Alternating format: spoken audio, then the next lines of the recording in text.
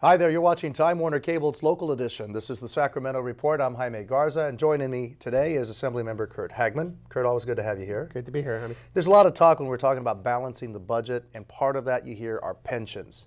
Well, you're looking at pensions as well, but probably not in the way a lot of taxpayers would probably view that right now.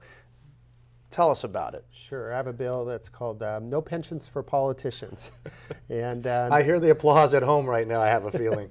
well, the legislature and school board members have already been excluded from pensions. And this bill will take it one step further to all people elected statewide.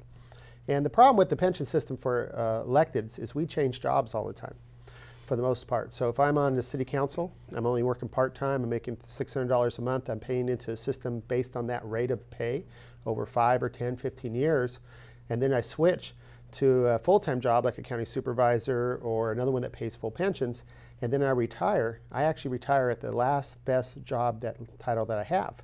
So it's kind of like a system that can be abused. It's not always abused, but can be abused by electeds. And if we're going to go back to ask our workers, both in the state and the local levels, to relook at their pensions and to make the sacrifices we're going to ask them to do, I think we must take one first and show we can lead by example. This doesn't prohibit any elected official from making a retirement, but it'd be defined contribution versus a defined benefit plan. Let's delve into this just a little more, just in case people aren't understanding what you're talking about.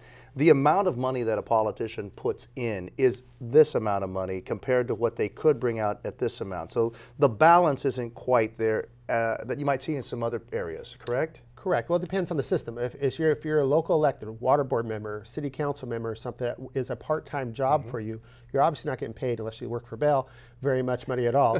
And there's a pun right there, you guys. Yeah, there's like $600 a month that you may make as a county or a city elected official.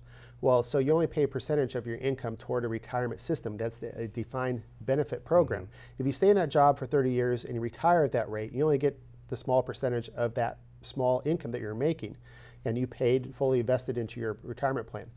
But since we tend to switch jobs now and then, and make more money. So if you actually graduate up to a full-time elected position, that you get a full-time salary, like a county supervisor making quite a bit more, and you retire, you get a percentage of that latest and best income that you're making when you retire. So if you retire at $140,000, but you're only making $600 a month for the first 15, 20 years, you're not paying in your share to what you're going to pull out.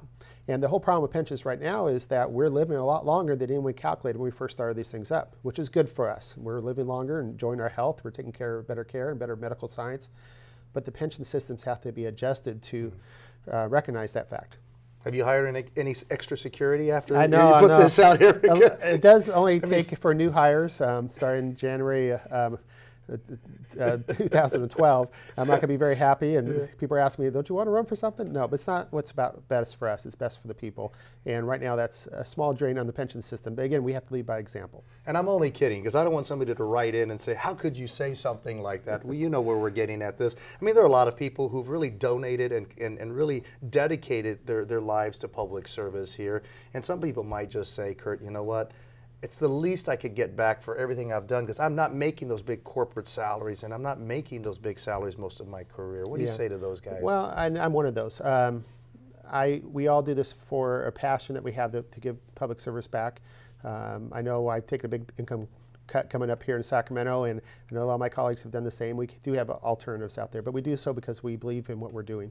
And so I think it's a good thing for us to lead this way as well. It'll be interesting indeed. Assemblymember Curt Hagman, thank you so much, and thank you at home for watching us here on Time Warner Cable's Local Edition. And don't forget, you can always watch this interview as well as many others on My Government On Demand, and you'll find that on Channel 1.